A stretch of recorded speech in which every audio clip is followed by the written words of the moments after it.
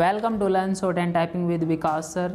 The Hindu editorial dictation heading is for more than a waiver. For more than waiver. Waiver का यहाँ पे meaning क्या होता है कि माफ़. देखो ऑल ओवर मैं आपको रिव्यू देता हूँ. जैसे आप लोगों को पता है हमारे जो इंडिया है, इंडिया रसिया से काफ़ी अच्छे रिलेशन है. उसी को लेकर S-400 मिसाइल हैं जो रसिया से हमने ख़रीदा है. जो डिफेंस इक्विपमेंट काफ़ी सारे हम वहाँ से खरीदते रहते हैं. लेकिन अब जो यूएस है, यूएस ने काफ़ी सारी कंट्रीज़ हैं, यूएस के और रसिया के मतलब रिलेशन ऐसे इतने अच्छे नहीं हैं.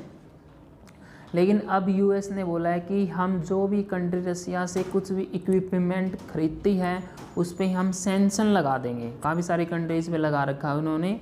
अगर इंडिया पे भी उसने सैंक्शन लगा दिया तो क्या इफ़ेक्ट पड़ेगा, उसी को लेकर ये आपका आर्टिकल है.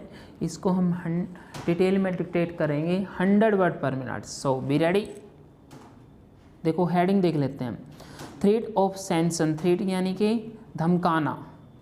Threat of sanctions undermines foundation. जो फाउंडेशन जो नींव होती है, अंडरमाइन करना of India US global strategy partnership. जो इंडिया और यूएस के जो ग्लोबल स्ट्रेटेजी पार्टनरशिप है उनमें काफ़ी उनकी नींव में काफ़ी मतलब ऐसा आ जाएगा जो इम्पैक्ट पड़ेगा इंडिया पे. चलिए be ready start. The announcement by Russia that supplies of the S-400 tariff system to India have already begun has set the stage for Russia President Vladimir Putin's visit in early December. It has also thrown down the gauntlet to the US that threatened sanctions against India. The deal for the air defense system was signed in 2018 during Mr. Putin's visit then. In 2017, the US had passed its Countering America's Adversaries Through Sanctions Act that provided for economic and travel sanctions against countries and officials that transacted significant military and intelligence contracts with Russia, North Korea and Iran. The Modi government has justifiably paid little heed to US warnings that the sanctions slapped on China and NATO partner Turkey for buying the S-400 could also be used against India. In contrast to its cave-in on similar US threats over the purchase of Iranian oil, 2019 government officials have asserted that the deal is an essential part of India's defenses at a time of challenges on its eastern and western frontiers. In order to protect advance payments for the S-400 from US strictures, India and Russia conducted their transfers through a rupee-ruble system. With the first parts of the system now delivered and the first squadron delivery likely to be completed by December and the die is cast.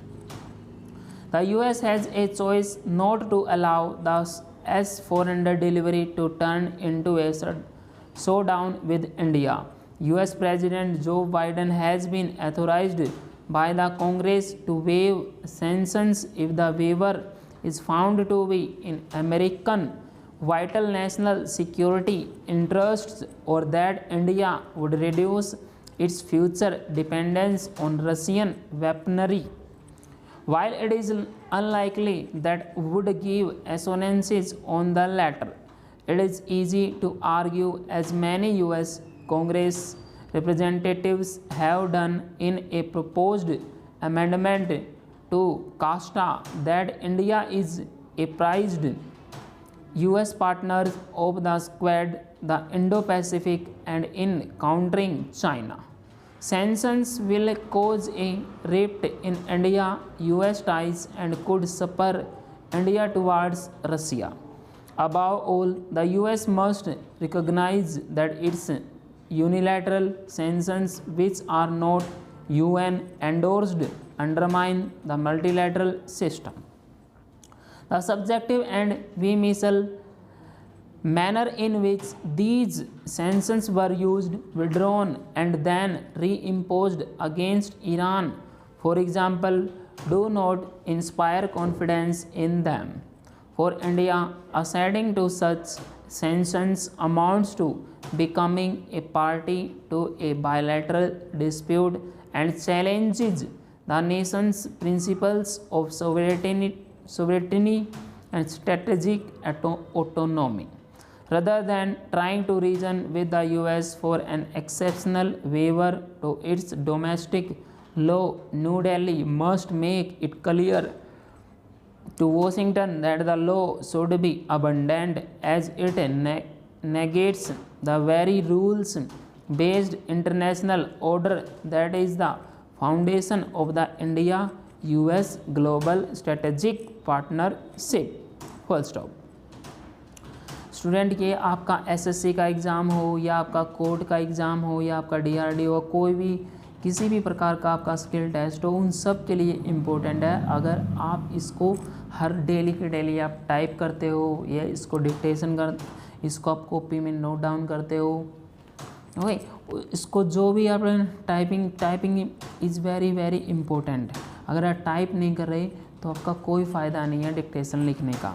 Typing कीजिए और हर रोज़ आपके new words आते हैं, इस new words को आप अलग से निकालिए और इसको रिवाइज कीजिए। आपकी अगर आप इसको अच्छे से रीड करते हो ना, रीडिंग एक तो आपकी रीडिंग की एबिलिटी काफ़ी अच्छी होगी। उसके बाद आपकी वोकैबुलरी, इसमें से आप ग्रामर है, ग्रामर को मत कीजिए। ग्रामर इसमें मतलब पूरी तरह से ठीक नहीं होती, ग्रामर करेक्ट नहीं होती पूरी तरह से, इसलिए आप ग्रामर को अवॉइड करें। सिर्फ रीडिंग एंड वोकैबुलरी उस पे ही आप फोकस करें। Okay, thank you very much, have a good day.